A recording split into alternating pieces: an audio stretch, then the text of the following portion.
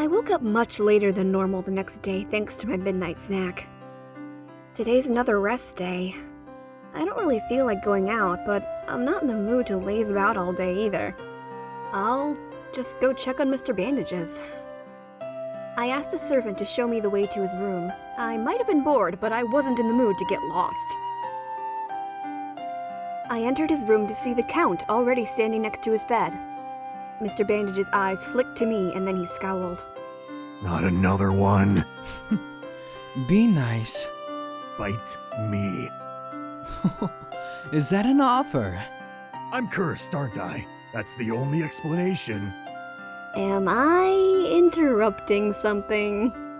Nothing important, I assure you. My rest! Both of you are interrupting my rest! Like I said, nothing important. Mr. Wolf chose that moment to enter the room. I guess everyone else thought to check on you too, Mr. Bandages. He let out an exaggerated groan. Why don't you people leave me alone? Because you shouldn't have to be alone when you're sick. What if I want to be alone? Mr. Wolf looked away before changing the subject. You know, I didn't notice before, but this room is bigger than mine. Naturally. It needs to fit his ego, after all. Any response Mr. Bandages would have given was cut off by a knock at the door. That must be lunch. Mr. Wolf opened the door and a servant wheeled in a cart filled with more food than Mr. Bandages could eat, sick or not. That's way too much for you to eat alone. So we'll join you. You did this, didn't you? No. Why would I do a thing like that? The Count took a plate from the tray, placed some food on it, and handed it to a glaring Mr. Bandages. Then the Count turned to look at us. Isn't anyone else going to eat? Mr. Bandages, would... I don't care. This is enough for me. Taking that as permission, we each grabbed a plate and started piling food on. We had just finished eating when the tone for an announcement played. Good day, everyone! It is I, your host. Who did he think we were expecting? People have been complaining about me making changes. Changes they wanted, mind you. So I have come to a few decisions. The next 2 days will be tasks like the original ones. There will no longer be the option of skipping them and receiving points. There will then be a rest day and 2 more tasks. And the day after will be our grand masquerade ball, and the winning team will be announced. Those are my terms. I promise that they won't be changed, and that this problem will never come up in this event again. That is all. Thank you! The tone signaling the end of the announcement played. There. Aren't you glad? No more skipping and... Don't tell me you missed what he... Oh no. I caught that, but there's nothing we... Like hell there isn't! Calm down. This isn't good for your health. How do you expect me to be calm after that? After what? Erik just laid out the rules. He promised this problem will never come up again. So? Erik would never promise something like that unless he was completely sure of it. And there's only one way he could be sure it would never happen.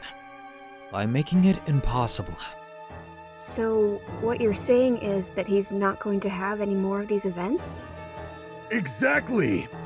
So we won't be able to come here and spend time like this next year. Forget that! I still haven't won! Mr. Bandages stood up and walked towards the door. Where do you think you're going? I'm going to confront Erik. There's no way I'm just going to sit here and do nothing while he... You heard him. His decision has been made.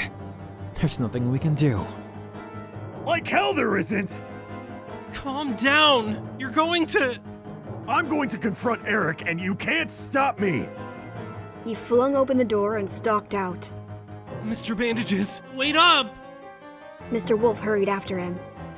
I guess we should help Mr. Wolf make sure Mr. Bandages doesn't overexert himself. I'll leave that to the two of you. You're not coming with us? I have better things to do than watch him throw a hissy fit. I shrugged and left the room, not wanting to lose track of Mr. Bandages and Mr. Wolf. Thankfully, they didn't get far because Mr. Wolf was trying to pull Mr. Bandages back to the room.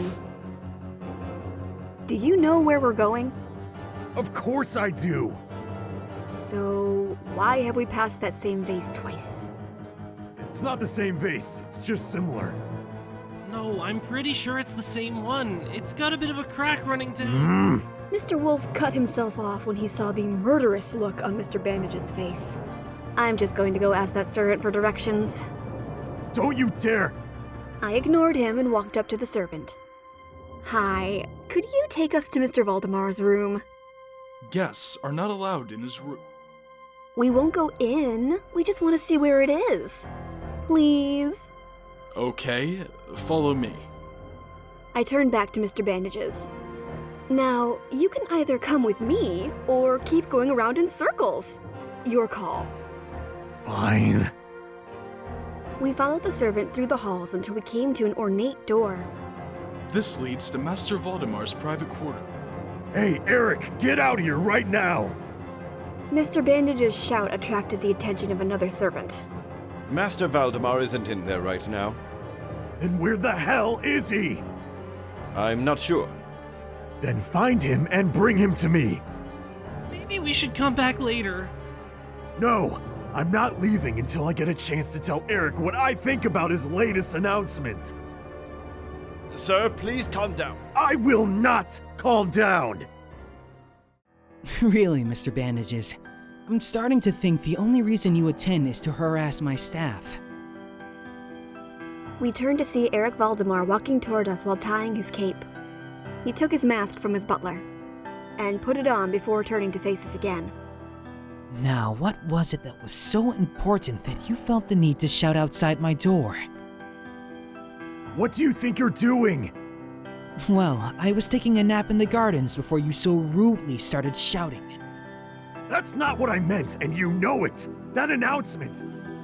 Oh, that? Yes, that. Did you really think I'd take that lying down? As hard as this may be for you to believe, this has nothing to do with you. The hell it doesn't! I've yet to win any of these silly games. If they're so silly, then you should be glad that you won't have to suffer through another year of them. Now, if you'll excuse me, I have other things to do. He turned on his heel and walked away, but Mr. Bandages wouldn't have it. He strode after Erik. Don't you dare walk away from me while I'm talking to you! Mr. Wolf and I exchanged a worried look before hurrying to catch up with the two taller men. I don't see what we still have to discuss. I've made my decision. And if you're so determined to win at least once, then you should focus on that, not me. This is your last chance, after all.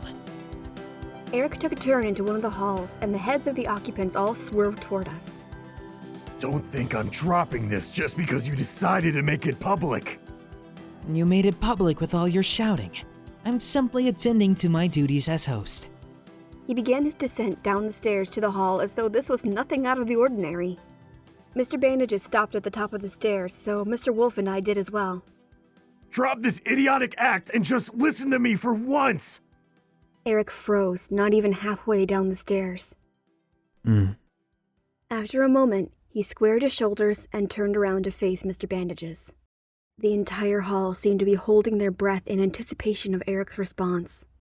When he did speak, his voice was low and controlled. You. People leaned in closer as they strained to hear what he was saying. A sudden jostle caused me to lose my balance. As I started falling, time seemed to slow down to the point where I could see Erik's eyes widen. The next thing I knew, he was catching me in his arms. Before I could even feel an ounce of relief, I felt Erik shift. He was taking a step back to compensate for the momentum, but there was no floor behind him. His action had us both falling downwards. I closed my eyes and braced myself, only to have them fly open when I felt my face collide with a hard object. Erik's face. For a moment, I was too shocked to even realize we had stopped falling. Erik didn't seem to have the same problem, though, as he turned his head to face our savior, his butler. Impeccable timing, as always. Do be careful, Master Valdemar. Erik looked down at me questioningly. Are you okay, Miss Archer? Apart from the pain in the jaw, yeah. I am terribly sorry about that. The sound of people murmuring brought our attention to the fact that his arms were still loosely wrapped around me. His gaze was drawn to something behind me for a moment before he spoke in a low voice. I don't mean to alarm you, but your furry friend just ran off.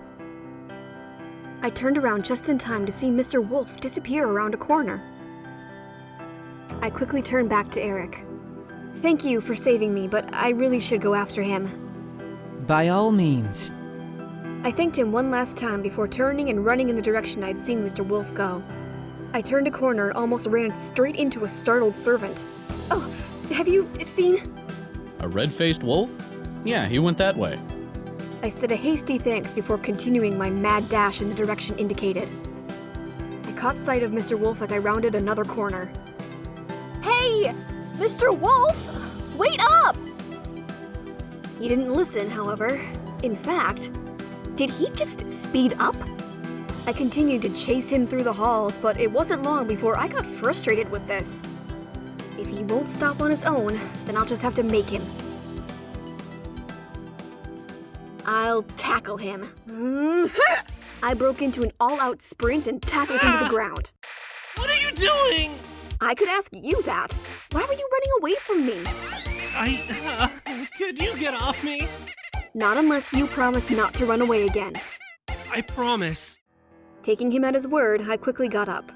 So, what was that about? Nothing. Because nothing makes you race through the mansion like a starving man chasing after food? Why is it a food analogy? That's not the point. Why did you run from me? When I saw you and Valdemar kiss, What do you mean? We didn't kiss? Your lips met when you were falling. More like our jaws met. The guy has a remarkably hard head. Still, a sore jaw is better than the cracked skull I could have gotten if I actually hit the ground. I tried to grab hold of you, but I was too slow. If Mr. Valdemar wasn't there, you could have... But he was there, and I'm fine. See? I was suddenly scooped into a bear hug. Or wolf hug, I guess. Mr. Wolf? Sorry. I'm just glad you're okay. You and me both. He let go of me and took a step back. Maybe we should take you to the on-site doctor, just to be sure, though. There's an on-site doctor? Yeah, because it's a big gathering of famous people. I saw him when I went to visit Mr. Bandages yesterday. Oh, okay. Do you have any idea where the doctor might be? I don't think I even know where we are. Then we'll just walk around until we find someone. Yeah, there's usually always someone nearby. It wasn't long before we found someone to lead us to the doctor's office. We entered the room only to find it empty. I wonder where the doctor is. Not here, that's for sure. Now what? We wait? Sure. It's not like I have anything better to do. You don't have to stay, though. I'm sure there's other things you'd rather be doing on your rest day. No, we teammates need to look out for each other, right? Right. The sound of the door opening had both of us turning to see Erik and the doctor enter the room. I told you, I'm perfectly fine. You should... Oh, Miss Archer, it's good to see that you not only found your friend, but you're way here as well. This is the girl that you fell for? What kind of man would I be if I didn't put my life on the line for a pretty lady? The kind of man whose doctor doesn't have to periodically chase him down because he managed to get himself into improbable situations. Where's the fun in that? Besides, you didn't need to track me down. I'm fine. I'll only be sure of that once I've properly examined you. I'm not going to be able to talk you out of this, am I? I see that you're finally catching on. Maybe so. You should probably examine Miss Archer first, though. The doctor let out a sigh. Mr. Wolf, is it? You don't have to stay unless you have an injury of your own.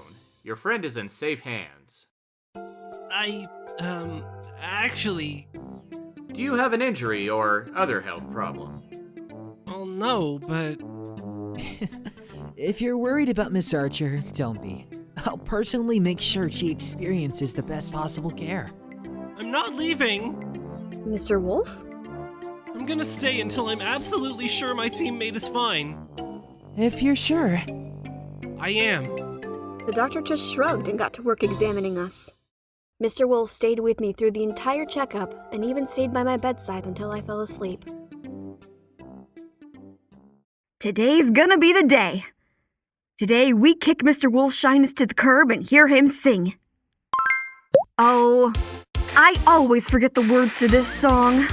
Do you know them, Mr. Wolf? No. Huh? Whoa. This must be the set where Mr. Bandages filmed his creepy music video.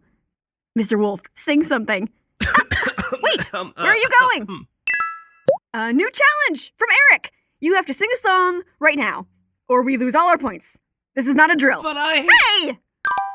Check out this piano.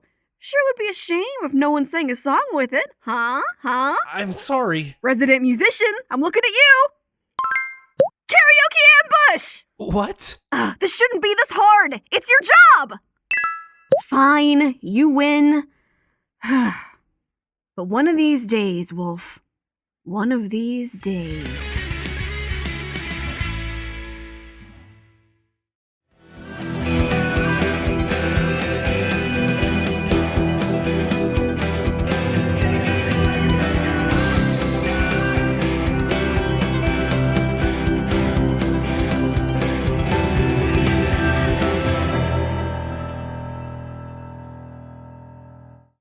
Let's go. Project!